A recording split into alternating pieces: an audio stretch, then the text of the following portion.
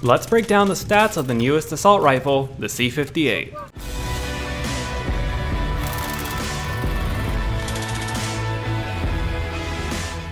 The C58 is a slow fire rate, high damage assault rifle.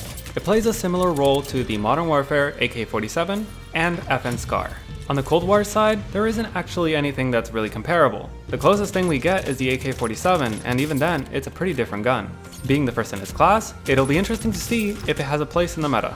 Like always, we'll be breaking down all the stats with the meta attachments, so let's get into the build.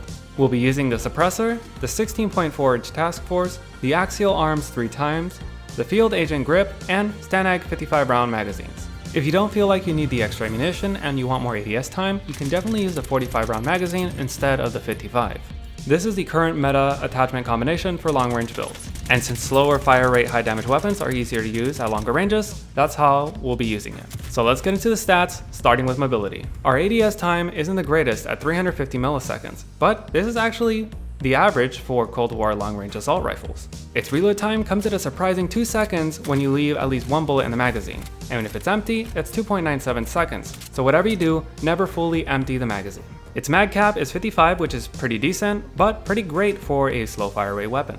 Its movement and sprint speeds are pretty great, so you can actually run around with this if you wanted to, although it should be expected from Cold War weapons. And its ADS strafe speed comes at a pretty low 1.46 meters per second, but this is pretty normal for a long-range build. Its sprint out and tac sprint out times are 240 and 350 milliseconds, which is pretty good and surprising for a build like this. Its stability is 2T, which isn't the greatest for a long-range build, but it is usable, and its bullet velocity is really great at 1,176 meters per second. Its rate of fire, though, is 9.25 rounds per second, or 555 rounds per minute. When we add up the numbers, we get a mobility score of 34, which is pretty great for a long-range build. For recoil, its recoil pattern is pretty easy already, but because it fires so slow, it makes it even easier to control. It goes up, slightly to the left, and then straight back up. Because of the ease of use, it gets a recoil score of 47. As for damage, it has a drop-off point at 28 meters, and under that, its upper torso damage is extremely great. When compared to all the weapon's headshot potentials, it is not that great. And comparing it to other weapons' lower torso and limb TTKs, it is pretty average. If you're aiming for upper torso shots under 28 meters, this weapon is extremely unforgiving. You hit one lower torso shot, and unless you get a headshot to make up for it, it's automatically going to be increased to 7 shots to down. In its second damage range though, after 28 meters, it is extremely competitive, anywhere in the head, upper torso, and lower torso. Although, as long as you get 1 headshot, you can actually decrease your shots to kill to 6, which would be even greater.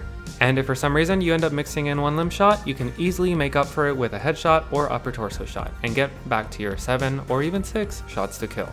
So, it gets a total damage score of 67.5. And when we add up all the scores, it gets a total score of 148.5. Although this weapon is pretty unforgiving, thanks to its great recoil, it's actually pretty easy to use. But does this earn it a spot in the meta? In order to find out, we're gonna have to compare it to the Cold War AK-47.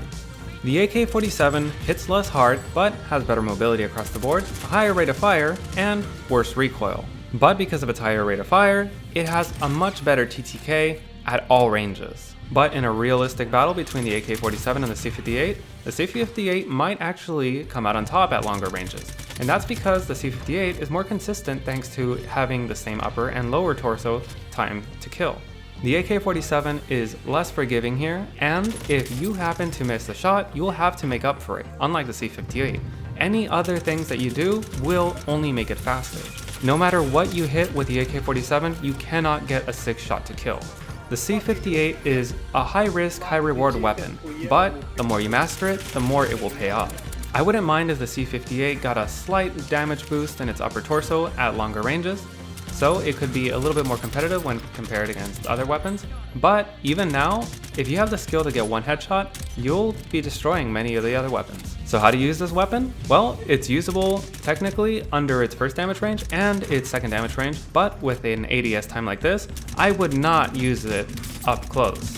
And other people with long-range assault rifles will not be able to keep up with this TTK at longer ranges. So you will have an advantage when dealing with them. Just remember not to miss any shots, because your advantage will immediately be lost if you do. So what do I think of this weapon? Well, I actually like it, and although it may not be meta, I think that with the right amount of practice, it will pay off really well. I was a big fan of the AMAX even before everyone started using it, and when I started using this, it reminded me a lot of it. I mean, look at the recoil pattern. It's literally the aim axis just flipped to the other side. Sure, it has a much lower rate of fire, but it's the same principle. So if you're up for a little challenge, try out the C58. But that's the C58. Have you tried it yet? And if so, do you think it has a place in Warzone? But that's the video. If you enjoyed it or it's helped you in any way, let me know by leaving a like. If you got any questions or comments, leave them down in the comment section down below.